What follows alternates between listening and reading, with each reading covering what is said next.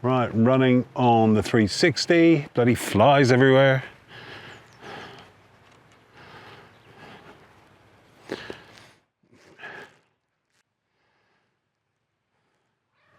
Hello. Right, what do we got there? 3 hours we're recording in. Oh, here we are. Okay. Hello, cat. You all right? Righto. Hello, fans. I mean, friends. Right, bought myself a new tent, and I'm going to put it up here. Now, this is the Fjallraven Abisko Lite 1. I wanted to get myself a small tent for wild camping. How do I get this bloody thing open? All right, it's all right. Fuck's sake.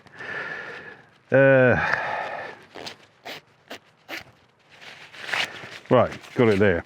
Now, I wanted to get myself a small tent for wild camping.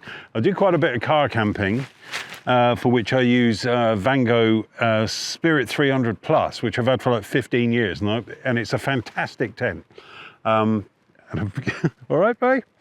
Now, what I've got here is the Abisko Lite 1. Here it is, very small, as you can see. That weighs about 1.6 kilos, apparently, which is what, 3.5 pounds in old money, something like that.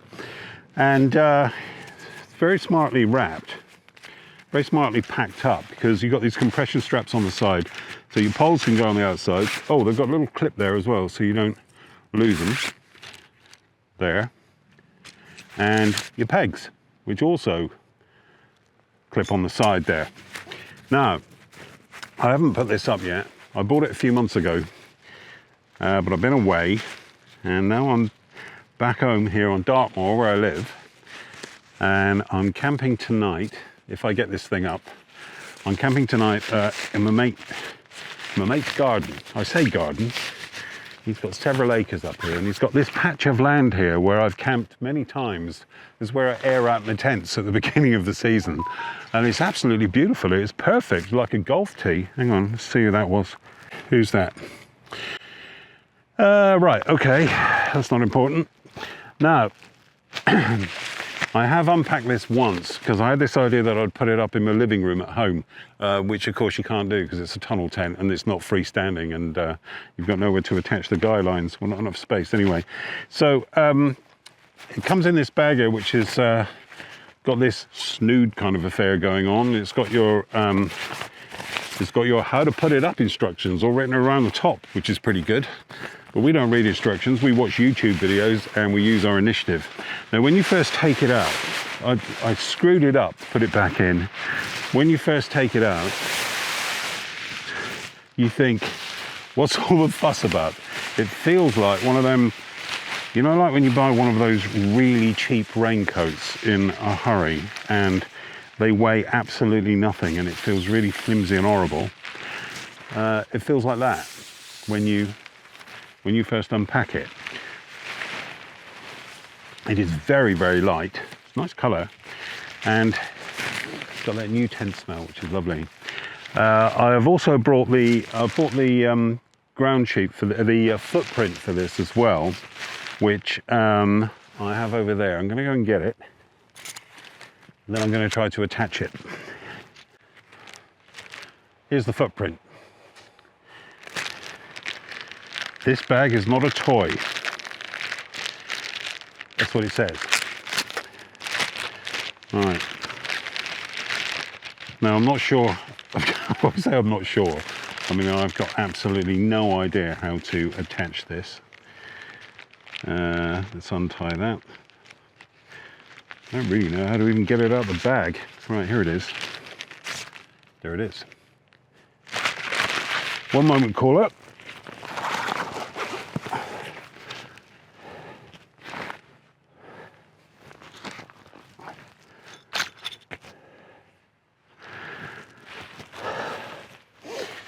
So the footprint is to, well, you know what it's for, is to protect the tent and whatnot from underneath, give it a bit more insulation, reduce the amount of condensation apparently, and also give you a little bit of, you know, neat flooring in the vestibule area, or the porch, as I call it. All right, Bobby. Now, Got to work out which way around this goes. There was a label on it. Oh, let's go by the bathroom mat principle. This label will go on the underside, right? And get off, bloody thing. And well, I thought there was a Fjallraven logo on this. No, maybe not. Right, so let's lay that out and work out how that fits. I mean, I know how it fits. It fits with toggles, but where's my inner tent? This is an absolute bloody mess. I don't really know what I'm doing, to be honest. It can't be that difficult.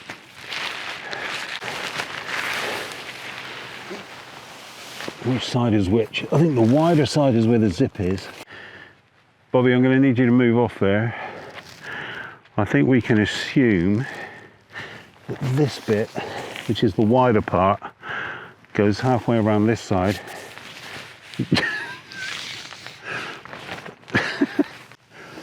And I spent over 500 quid on this tent. If you claw your way through it, or if you piss on it, there's going to be trouble. Where do you think that goes? Through there? Is that the ground sheet, or is that the... That isn't right. Oh, for fuck's sake, it's the wrong way up already. Oh, bollocks. Right, I'm going to abort that. I'm going to put the tent half up so it gets some shape to it, and then I'm going to try and fit the footprint after that. Right, let's get the poles up. Very lightweight poles, made by DAC. Very easy, usual thing, color coded. So you got your big red one that goes through the middle. You've got 4 gold ones that go in the corners, and you've got a spare one there for repairs. Oh, idiot.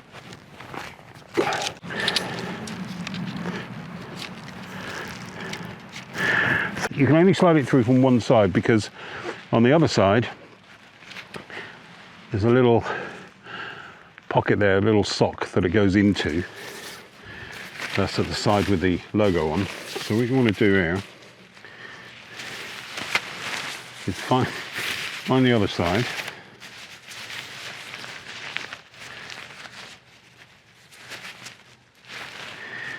Which is marked with red. Get your pole. Oh, fuck's sake. Shove it in there. Like so. Get off me guy lines. Bobby. Thank you. Right. That slides through till it fits into that little sock there on that side. See that? Bring it all the way through.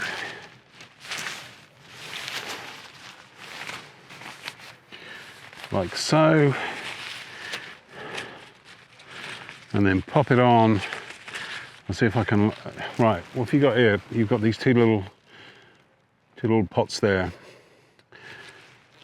2, because you can double pole this in the event of, I don't know why you would need to do that. I mean, these things are pretty bomb-proof anyway in most conditions. So anyway, you can double pole it if you're in very inclement weather. Which side's the zip on? I want to make sure I do it the right way around. Where's the zip?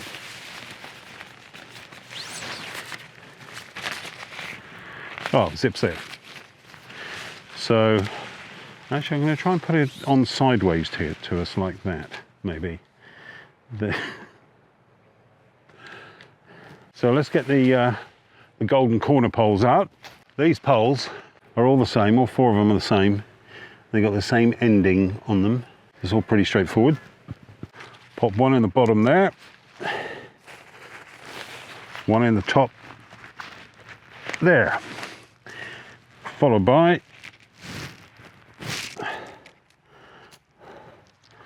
one in the bottom there,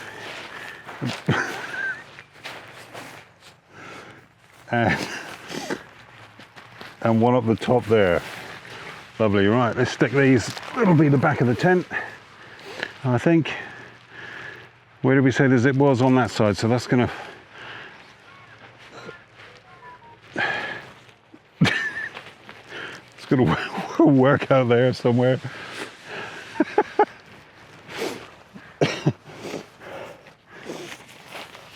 Let's get some pegs out. There you go, look at these. These are DAC V-shaped pegs. I'm on auto iris there. It looks like it's burning that out a little bit. Is that all right? Anyway, there they are.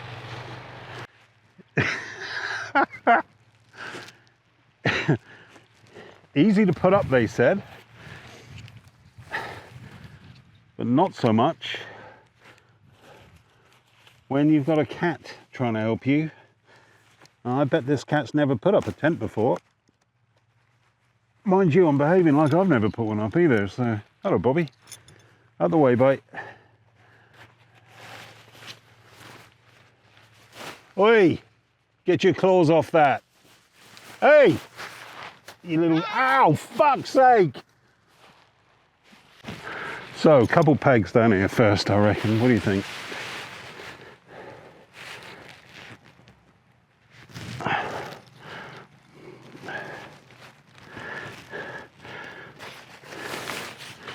Right, that end up there. Let's get these guys out. These guy lines are tied up nice because they're new. Just got to work out on time. There we go. And that one out. Chances of them being tied up that nice and neat again in the future are pretty much zero. I know I'm tapping these in with my feet, which is against all of the recommended practices that I've seen in other videos. Just deal with it, yeah? Starting to take a little bit of shape here. And I love to read the comment section with all their critique of how I've done this completely wrong. I know, thanks, but it would be useful actually for some constructive advice, so that when I do get out on Dartmoor proper, I don't make a complete arse of myself in front of the wild camping community. Oh, it's starting to take a bit of shape now. Look at that. I know that you're all watching this thinking this guy hasn't got a clue what he's doing, but then it's the first time I've seen the tent, and you're right. This is how we learn. I'm getting all the clues for what I'm doing by doing it. This is looking nice. Oh yes, like this. I'll pull out these two on the side, then we can have a look inside in a minute. Get on. I know that most people that are into the outdoors, they know all about knots and how to tie them up. I don't even know how to untie them. Go camping, they said. It'll be peaceful and relaxing, they said. I've been camping since I was a kid. I got my first tent in the summer of 1978. And it was a great summer because my birthday is in the middle of July, and it's normally was like on or around the day that we broke up for the summer holiday. So it would be my birthday and then 6 weeks off. And what we used to do, me and my mates down here in Devon, in the village in Lussley, there's a field in Lussley, Ned's Field we called it. The farmer was called Ned, and he let us camp out there for the whole of the summer. A whole bunch of us, we had a campfire, and we put our tents up, and we'd be in them for like 6 weeks. And my tent at that time was the Marriott Camp Lite, which was a very good tent in its time. I was 14 years old in July that 1978, and hang on, that bloody hell.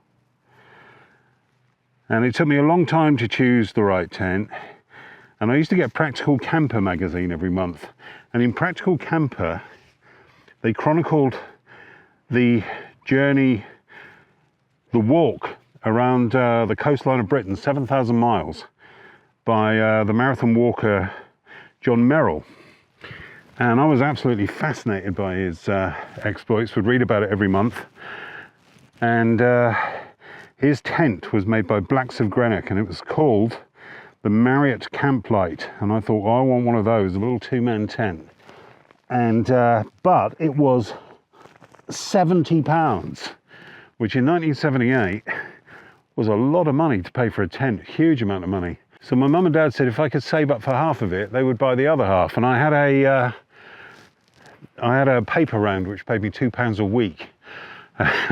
So I would put like £1 of that aside for months and months. And by the time the summer came round, I got 35 quid together, and they said, all right, we'll pay for the other half. And they took me to a camping shop in Portsmouth where they had one of these in stock.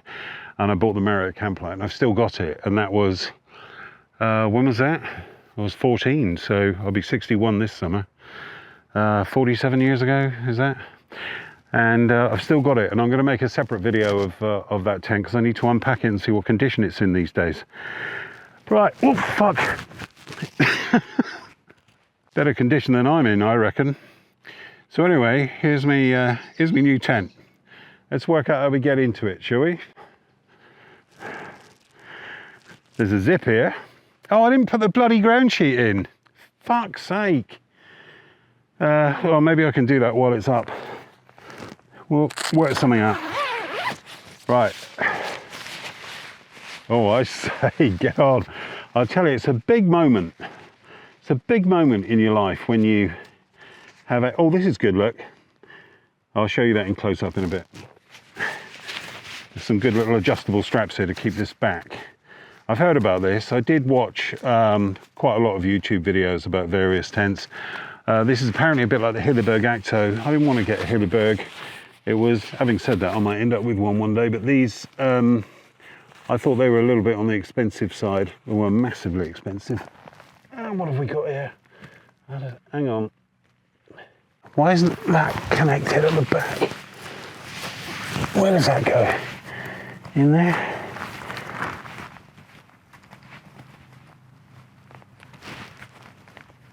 Oh, balls. One of the clips that attaches the inner tent to the fly sheet has come out. There it is, it's in. Panic over.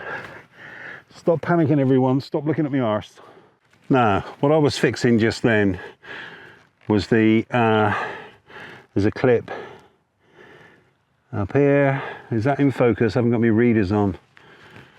God, bloody, I'm getting old, aren't I? Let's have a look here. Now I've got them on. Get off me tripod. Is that in focus? I think so. Right, there was a clip in there that I needed to clip on. And now here, that bloody cat's gone inside already. Hey! Out! Get out! Bobby.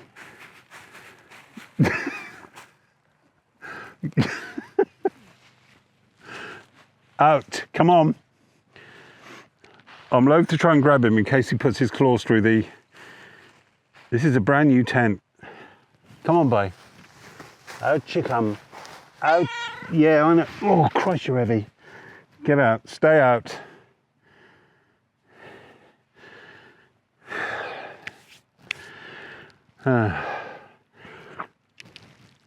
Right, let's have a look inside, shall we? Which end does your head go up? That's quite interesting, actually. Which way around do you sleep in this? I don't suppose it matters that much. There's a vent at both ends. Has anyone got a view on that, on which way around you sleep in here? Right, let's get the 360 camera down here and then we can have a little look on the inside.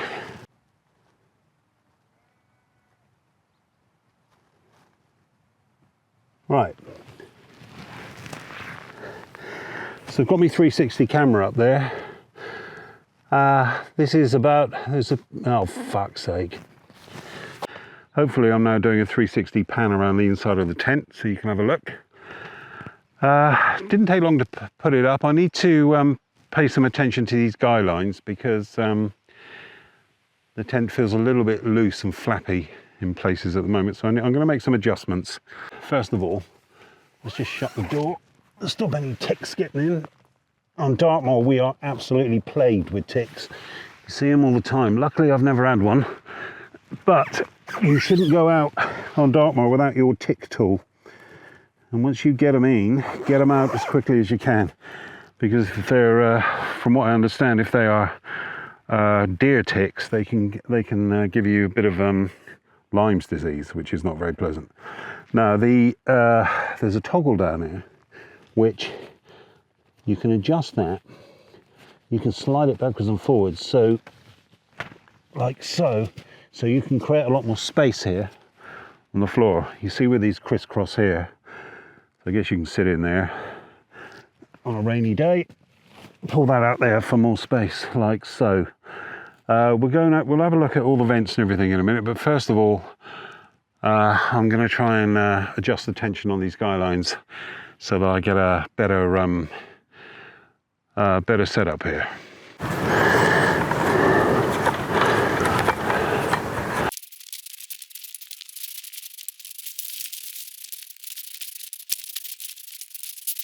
So, here it is. So we've got, there it is, my new tent. These guy lines are reflective, so that when you come back from having a pee in the middle of the night with your torch, you're going to see them, you ain't going to fall over them. So, as soon as this is up, that impression of it being a cheap, nasty, throwaway rain mac that I had when I unpacked it has been somewhat surpassed by this feeling that I've got a really nice quality tent here. It's so lightweight, it's unbelievable, and the design is very, very simple. I understand that one of the advantages of this over the Acto is that these vents can be adjusted from the inside, open and closed from the inside without having to get out in the rain. Obviously it's not going to rain tonight. Up on Dartmoor here, it's a beautiful day today, absolutely gorgeous. I'm on the east side of Dartmoor where it's steeper and where it's more forested. There are some beautiful places inside the Dartmoor camping map to pitch your tent on the east side of the moor, but they do involve quite a walk and some very steep hills, and having to kind of know the area to some extent. I can give you some guidance on that, having been born and brought up here. Get out of my bloody tent.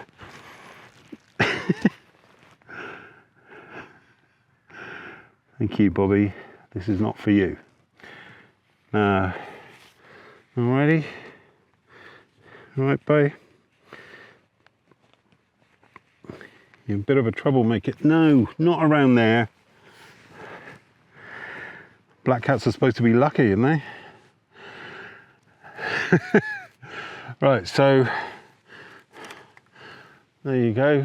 That's me showing you how to put up a tent without knowing how to put up a tent. Do you think I can fit this thing on without too much rigmarole and other things up? So this is a bit flappy down here. Are there any loops? Oh yeah, I haven't. Oh, for God's sake.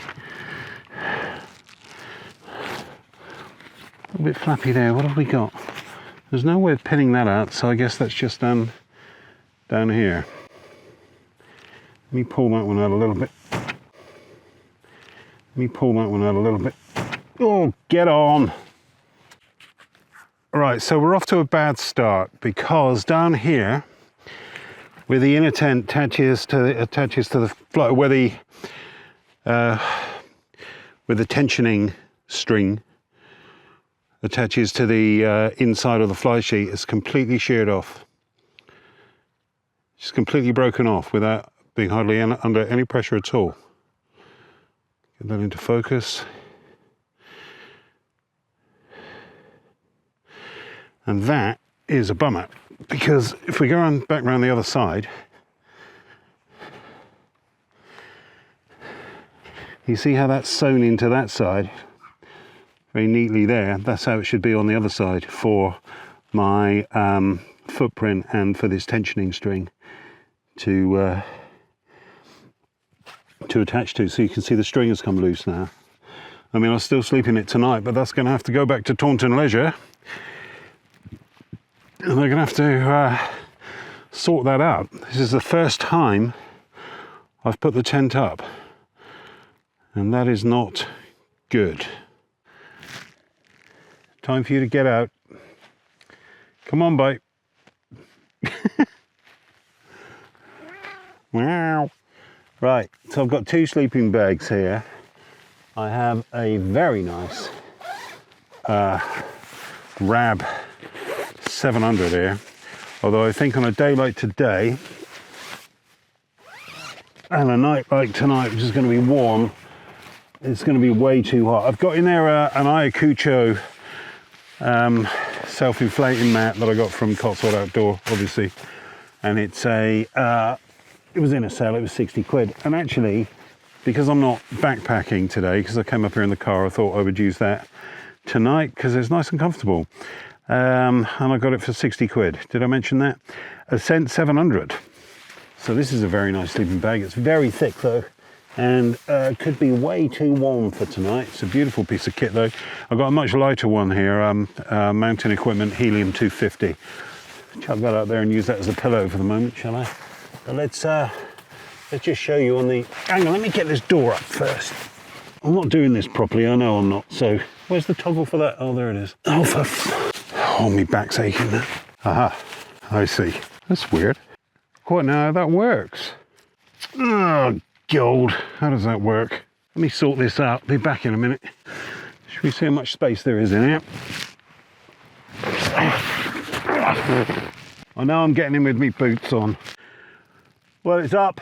So, hello. Hi, ladies. So, right. Right, well, initial impressions are, it's very nice. You know what it's like when you buy a new tent, you spend a lot of money on it, you've convinced yourself you're going to like it, you have to like it because you've spent the money on it. But I did do a lot of research before I bought this. I watched a lot of YouTube videos, and basically I wanted a really lightweight tent for one person because I live on Dartmoor and I want to go wild camping primarily on Dartmoor.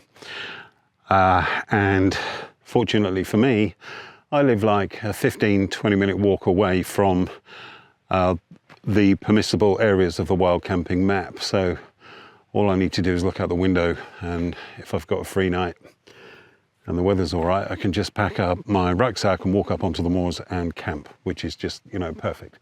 And this tent, I think, from a lightweight point of view, from the space that it takes and the time that it takes to put it up, I think I'm going to crack it. I mean, I made a bit of a pig's ear of putting this up, and I didn't even know which way around it went at first. And I had Bobby. Oh, hello, Bobby. I had Bobby trying to help me as well, which was more of a hindrance than a help. And I hope he's not doing a poo in there or anything, because, that would be unpleasant. So here's the thing.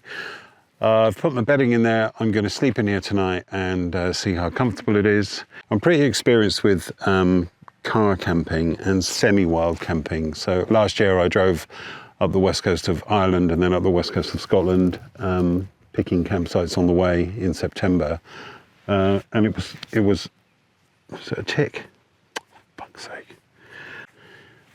Staying in these eco campsites in Kintyre and Clifton in Ireland, there was something about laying in my tent in my Vango Spirit 300 Plus, which was just, it's fantastic. It's being battered by the wind, it's pouring with rain, and you're all comfortable and tucked up inside your tent, and you just feel really, I don't know, I just felt really free and at one with myself and in the moment. And it was such a fantastic thing to do for nearly 3 weeks. and I'm going to do the same again this year. But in the meantime, I wanted a smaller tent that I could backpack with straight out of my front door up onto the moors and to camp out for the night. So tonight is my test night. So far, I'm really impressed with this. It is lightweight. It is everything that I thought it would be from the YouTube videos that I've seen from the various people that have reviewed these. And almost, I think everyone that's reviewed this tent has said it's a great tent. I am very frustrated that one of the attachments has broken already. So I need to go back to Taunton Leisure or Fjallraven and see if they will replace this tent, because it is brand new. I bought it, 2 or 3 months ago, but I work abroad a lot, and this is the first opportunity I've had to be at home and to put it up. So more news later, possibly tonight when I'm tripping over the wires in the dark, trying to get to bed. And definitely in the morning, I'll be giving you a review of what it's like to sleep in. I'll be sleeping in it on my own, Bobby, all right? Get off the tripod. Say hello.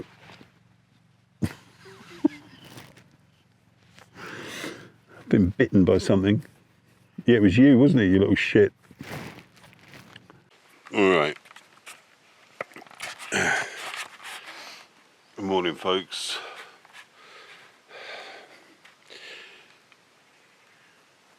Right, where are we? Morning, folks.